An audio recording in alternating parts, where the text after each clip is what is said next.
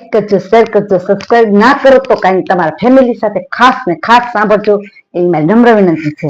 આપણે એક કડી લેશું ભજનની. એ હરી એક વાર મારે ઘેર આવજો રે મારે વાડા હરી એક વાર બરા ખાવા આવજો રે મારે વાડા વાલો મારો આવે ઠુમક ઠુમક વાલો મારો આવે ઠુમ ઠુમ કરતો વાલો આવી મારો કુમ કુમ પગલે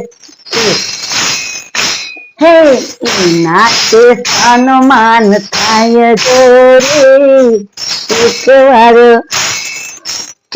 વાર પ્રભુ મારે ઘેર આવજો રે મારવાડા એક વાર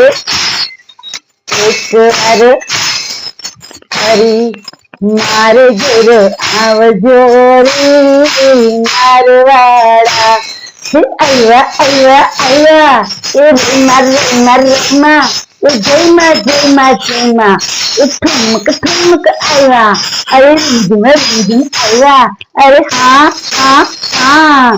જયમાં અરે ભક્તની ઘરે આવ્યા અરે હા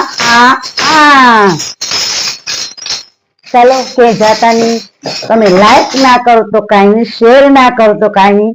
તમે તમારા ફેમિલી સાથે ખાસ ને ખાસ સાંભળજો એ મારી નમ્ર વિનંતી છે.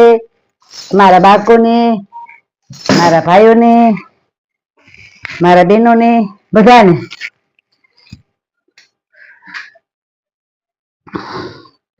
આપણે એવા છીએ શિવ મહાપુરાણ લેખક છે મહર્ષિ વેદ. કદાચ હું લખતા ભૂલી જાઉં તો તમે સમજી જાજો. ભાગ છે બીજો અને બીજા ભાગનો ચોથો આવ્યા છે. તો આપણે પેલા ત્રિકાળ સંધ્યા લેશું અને પછી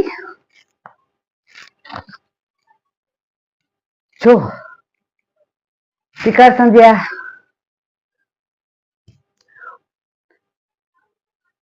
10-15 દિવસે હું એકવાર લઈશ એટલે ઈ કરીને તમને તમારા બાળકોને ત્રિકાળ સંધ્યા લેવાનું યાદ આવે. પેલા આપણે ગણપતિ દાદા ગજાનંદ દાદાને યાદ કરશું. ગણપતિ બાપા ગજાનંદ. હે ગણપતિ દાદા ગજાનંદ દાદા, તમે રીધિ સિદ્ધિ સહિત આખો પરિવાર, કાર્તિકેય સહિત આખો પરિવાર તમે અમારા શિવ પુરાણમાં આવો, દુખિયાના દુઃખ દૂર કરો, બીમાર લોકોને તમારી પાસે લઈ એવી મારી નમ્ર વિનંતી છે. કરાગ્રે વસતે જો આ છે 3 શ્લોક છે. એક સવારે ઉઠતાનો છે, ભોજન કરતાનો છે અને સાથે સુતી વખતાનો છે. તો ત્રણેય શ્લોક તમારા બાળકોને ખાસ ને ખાસ વચાવજો. એથી કરી તમારા બાળકો અવળે રસ્તે ના જાય. બધા કહે કે ના અમારા બાળકો તો સીધા રસ્તે છે, એવું નથી. અત્યારે ઘણી જગ્યાએ છે બાળકો તો ઠીક, તો વડીલો એના હાથમાં નથી. વડીલો દારૂ પીતા હોય, જુગાર રમતા હોય છે, તો એની માયું કેટલી બિચારીને કષ્ટી પડે છે.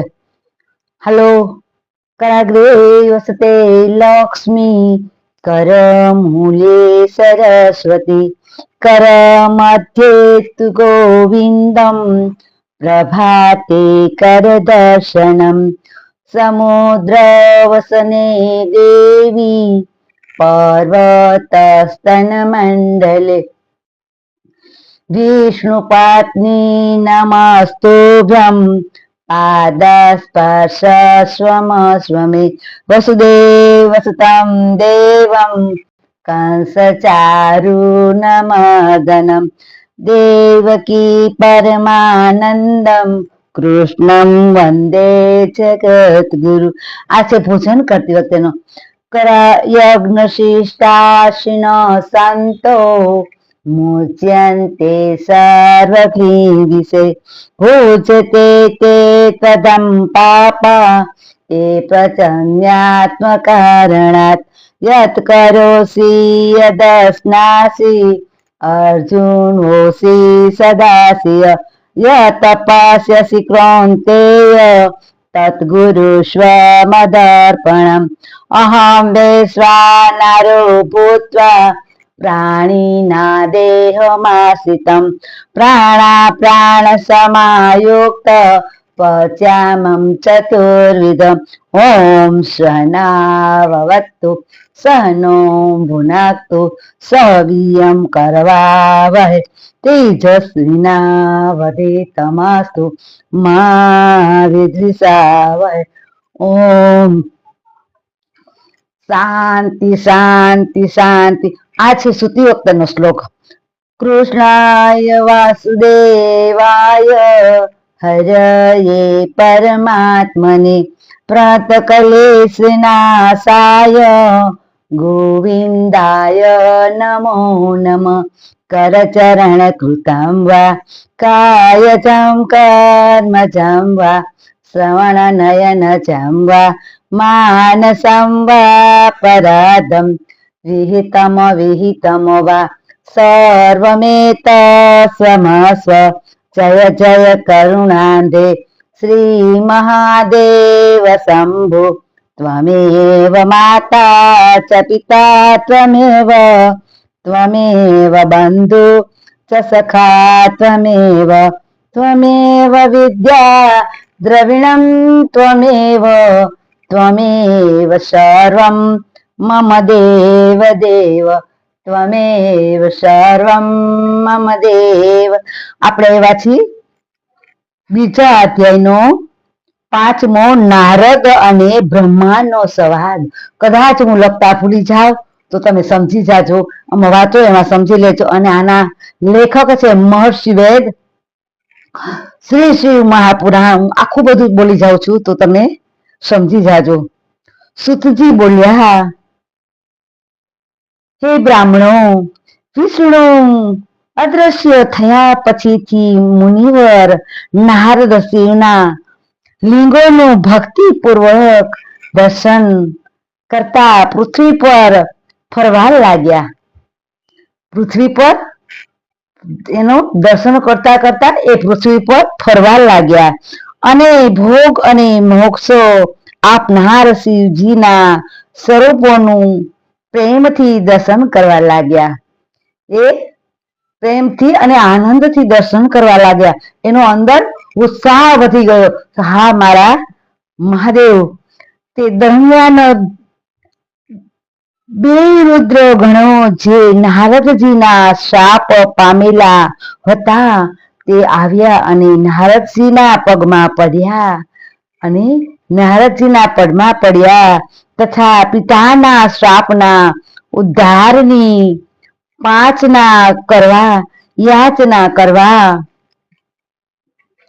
યાચના કરવા લાગ્યા. નારદજીએ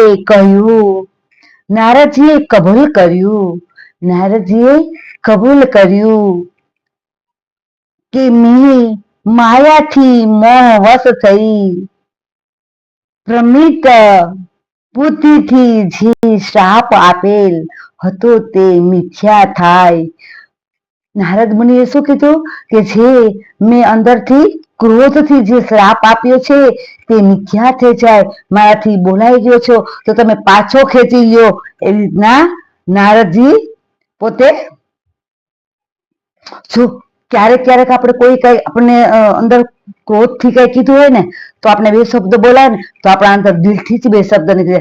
હે ભગવાન, કે આ ભાવમાં જેવી મારી પરિસ્થિતિ થાય એવી હું તો કહું એને આપે. તો એ રીતે આપણા કુદરતી જ આપણને ના બોલવું પણ સામેવાળા બોલે ને એટલે કુદરતી આપણે અંદર કાને આઘાત લાગે. એમ શિવજીને નારદજીને પણ બહુ અંદરથી ગુસ્સો આવ્યો હતો એટલે એને શ્રાપ આપી દીધો એમ બધાને. અને હતો તે મિથ્યા થાય. મેં શ્રાપ આપ્યો હતો તે મિથ્યા થાય તેમ નથી, છતાં હું તેમાં સુધાર કરીશ. નારદજી કહેવા લાગ્યા, તેમ છતાં હું મારાથી થશે તો સુધારવાનો પ્રયાસ કરીશ. તમે બંને એક મુનિ દ્વારા રાક્ષસી કુળ પ્રાપ્ત કરશો. તમે બંને રાક્ષસી કુળ દ્વારા પ્રાપ્ત કરશો ને શિવના ભક્ત બનશો. તમે બંને શિવના ભક્ત બનશો એમ કહીને નારદજી કહે છે કે મારાથી જે બોલાઈ ગયું છે એ હું પાછા ખેંચી લઈશ, અને તમારો પ્રતાપ અને બળ સર્વત્ર ફેલાશે. તમારો પ્રતાપ અને તમારો બળવાન સર્વત્ર ફેલાશે. એને અફસોસ થાય છે કે મેં આ શું કર્યું, આ શું ક્રોધમાં બોલી નાખ્યું. ને બધાને છેડતી કરવા લાગ્યા તો એને અંદરથી ક્રોધ આવ્યો, તો એને બધાને શ્રાપ દઈ દીધો. અરે મેં આ શું કરી નાખ્યું. પછી પોતે ને પોતે પછતાય છે, આ તો મેં ખોટું કરી નાખ્યું, આ મારે નહોતું કરવું જોઈતું. પછી એમ કે છે કે તમે મારો શ્રાપ પાછો ખેંચી લ્યો. કાલાંતરમાં ભગવાન જ્યારે માનવ રૂપ ધારણ કરશે, કાલાંતરમાં જ્યારે ભગવાન માનવનું રૂપ ધારણ કરશે, ત્યારે તેમના હાથે મૃત્યુ પામીને તમારો ઉદ્ધાર થશે. ત્યારે તેમના હાથે મૃત્યુ પામીને તમારો ઉદ્ધાર થશે. જ્યારે શું કે છે, અમુક જો આપણે બે વાર વાંચીએ ને તો સામેવાળાને મગજમાં ઉતરે, ક્યારેક એમ થાય કે ના આપણે એક બીજી વાર વાંચીએ.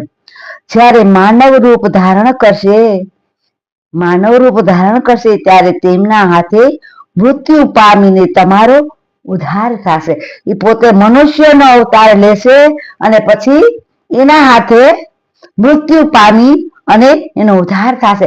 એ જ્યારે એના હાથે મૃત્યુ થશે ને ત્યારે એનો ઉદ્ધાર થશે. એમ કહી થશે. એમ હું સત્ય કહું છું, આમ હું સત્ય કહું છું. બંને શિવગણો